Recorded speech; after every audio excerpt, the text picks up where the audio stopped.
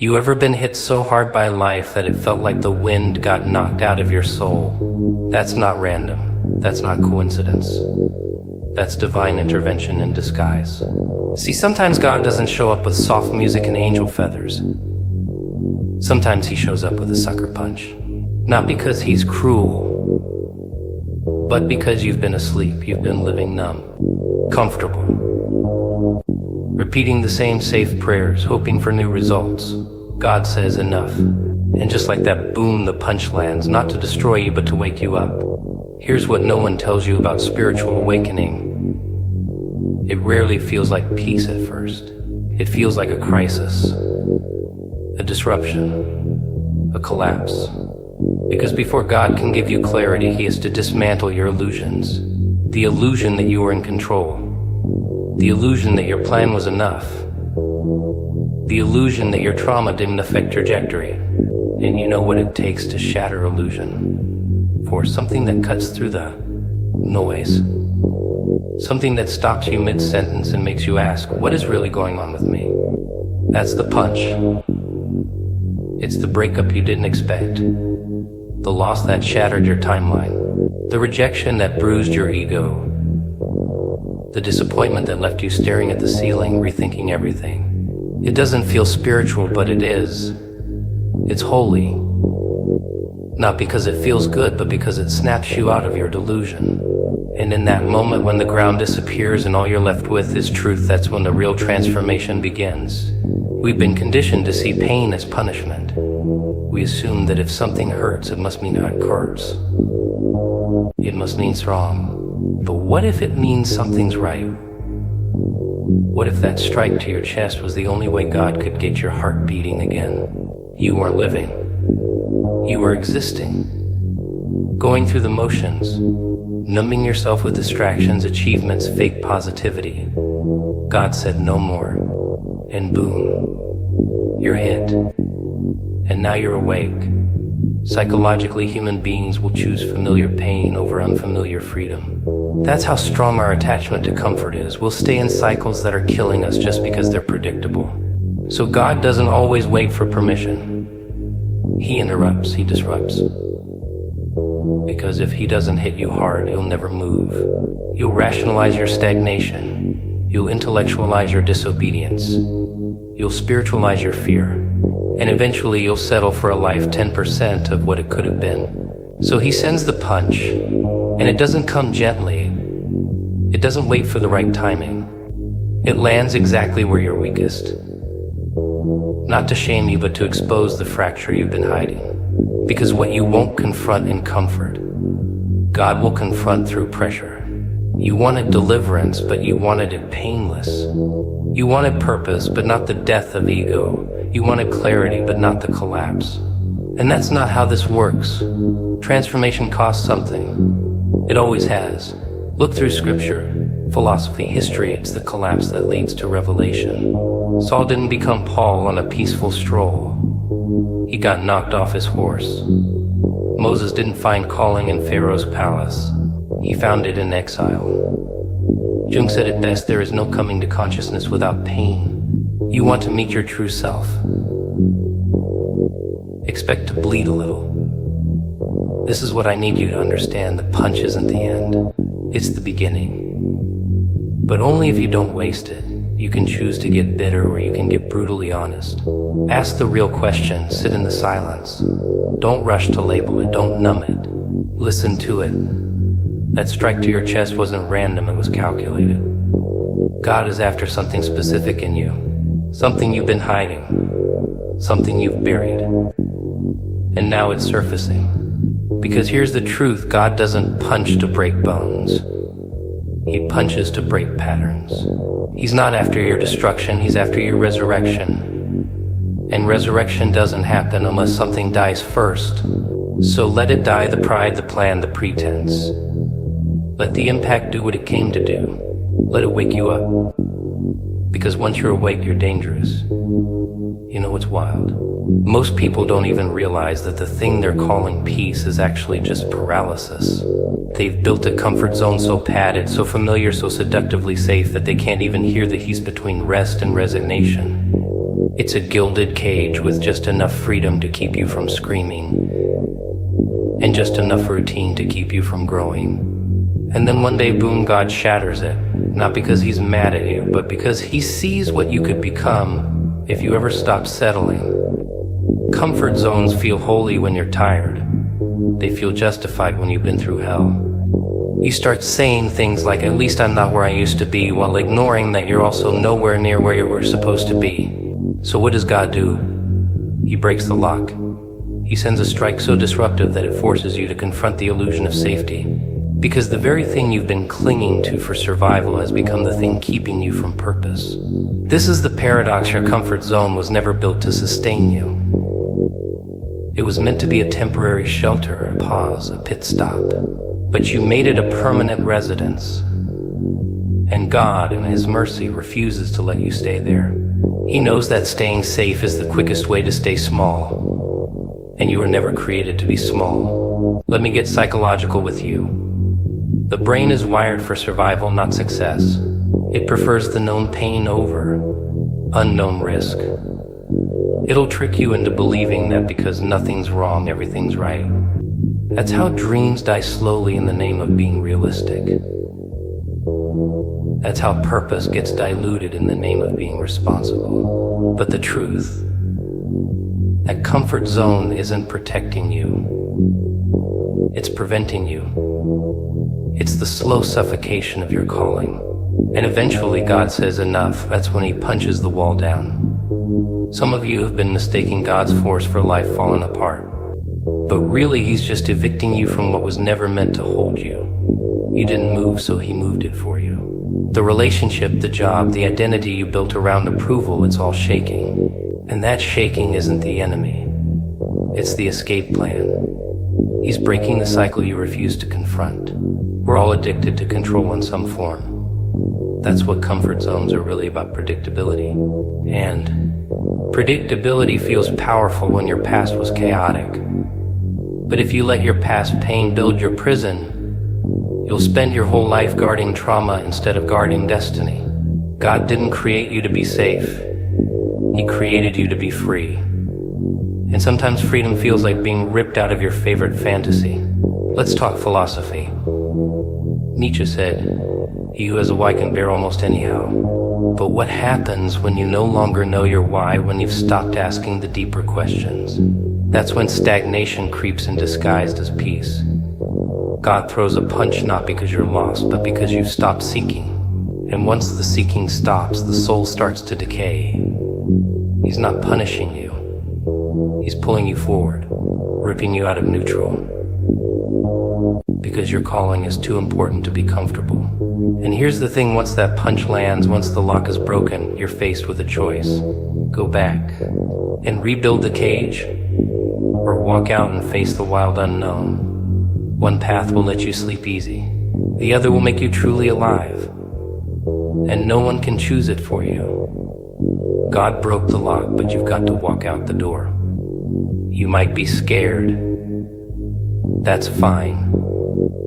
Fear isn't a problem, it's an indicator that you're on the edge of something real. But staying comfortable will cost you everything your soul actually craves. Purpose, impact, legacy. So don't just thank God for the punch, respond to it. Let it fuel your exit. Let it make you bold. Let it ruin your appetite for the ordinary. Because once the cage is broken, going back isn't just regression, it's rebellion against who you were always meant to be. Pain is one of the most misunderstood forces in the human experience. We're trained to avoid it, numb it, question it, curse it. But very few people ever listen to it. Because if you did, if you ever dared to lean in, instead of pulling away, you'd realize pain is not just a symptom. It's a signal. And more often than not, it's not signaling your end. It's signaling your activation. There's a moment in every story where the main character is forced to wake up. Not gently, but violently. That moment doesn't feel heroic. It feels like loss, like betrayal.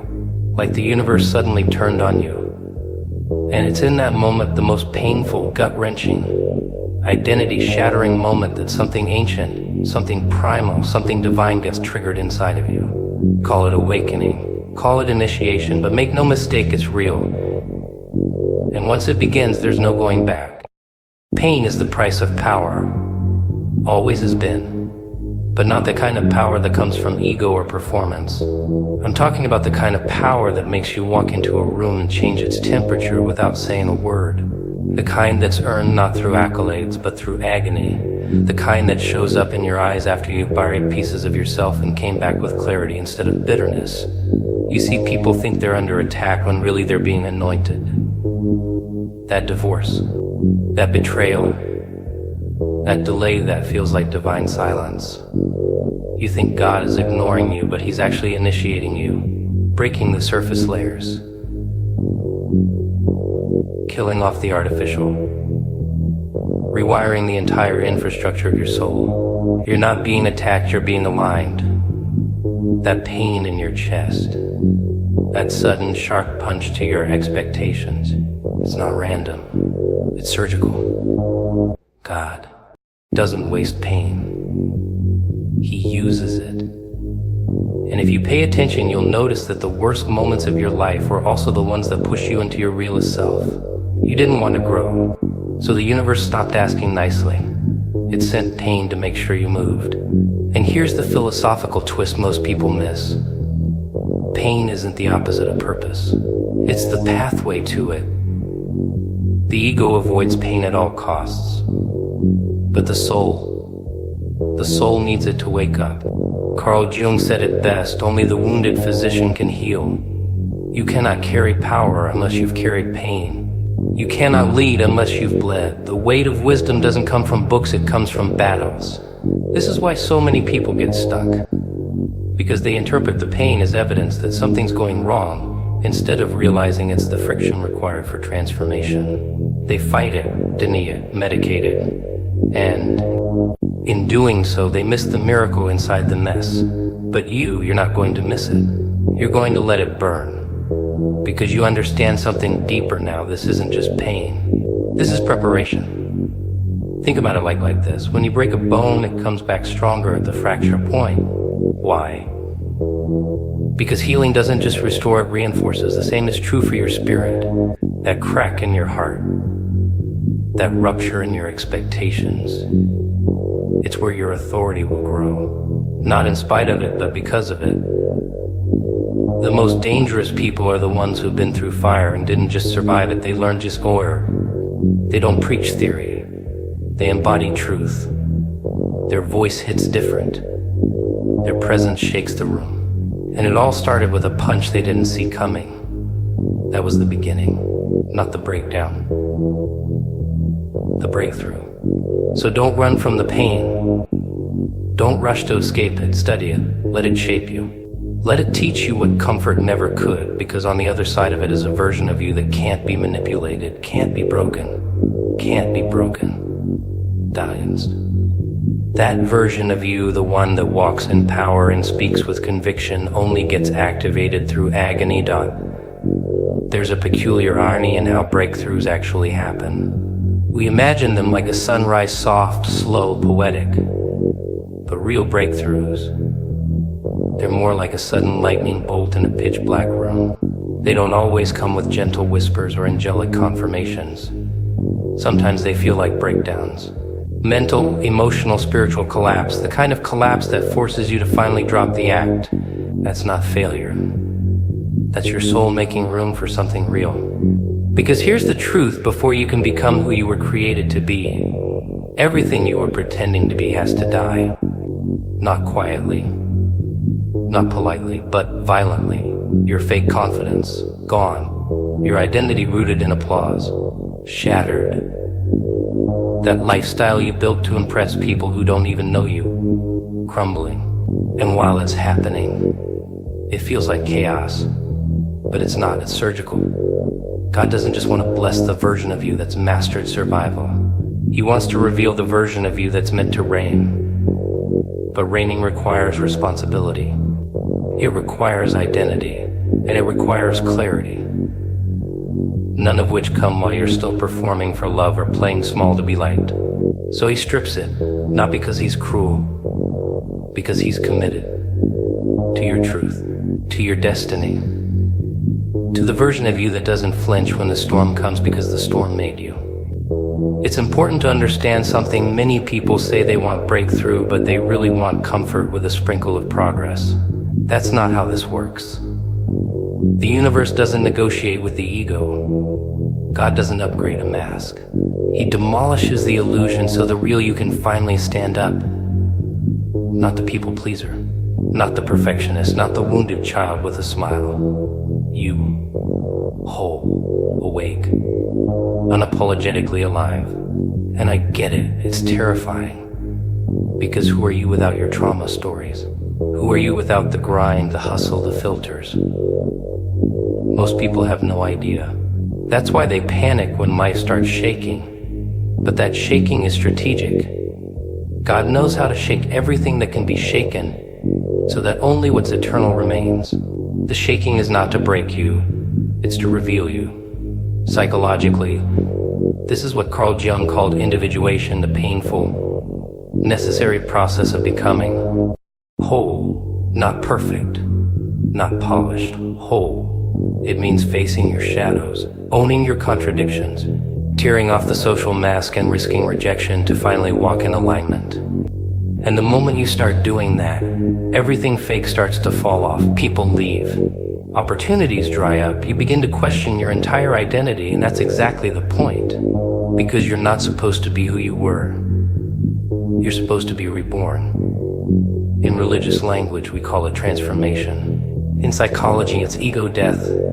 But in practical, day-to-day terms, it's when life punches you in the soul and you finally stop negotiating with smallness.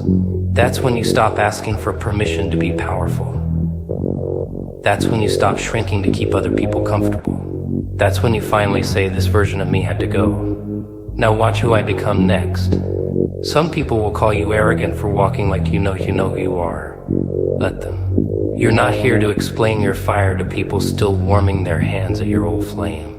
The ones meant for your next level, they'll recognize the new frequency without you saying a word.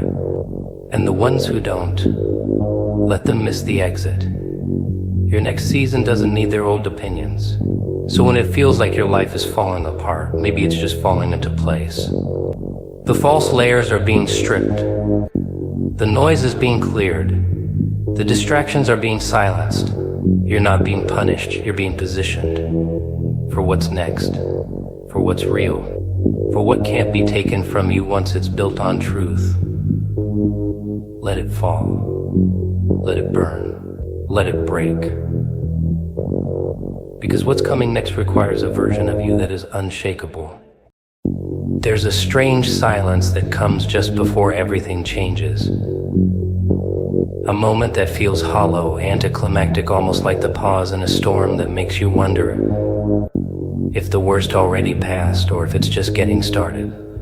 This is the space right before manifestation, right before the shift. And it's often the most dangerous place to be, not because of what's happening around you, but because of what starts whispering inside you. You'll hear things like, maybe it's not meant for me, maybe I misheard God, maybe I was just delusional. That voice is subtle. It doesn't scream. It suggests. It plants seeds of doubt in the soil of delay. Because the longer you wait, the more the ego fights for survival. It says, if something big was really coming, wouldn't it have come by now? But let me tell you something, real delay is not denial. It's disguise. The universe doesn't show its hand all at once. And God doesn't operate on your comfort timeline. He operates on divine timing. And divine timing never rushes, but it's never late either. It strikes, and when it does, it hits like a hammer made of light. But first, it tests you in the waiting, not to punish you, to purify you. There's a psychological principle that explains this tension. It's called cognitive dissonance. It's when your reality contradicts your belief, and the space between the two starts to feel like insanity. You believe something great is coming, but nothing around you confirms it. That's the exact point where most people quit. Not because they're weak, but because they haven't trained their mind to hold vision under pressure. Holding vision under pressure is the real test. That's where faith isn't a feeling, it's a decision. You don't wake up and feel called every day.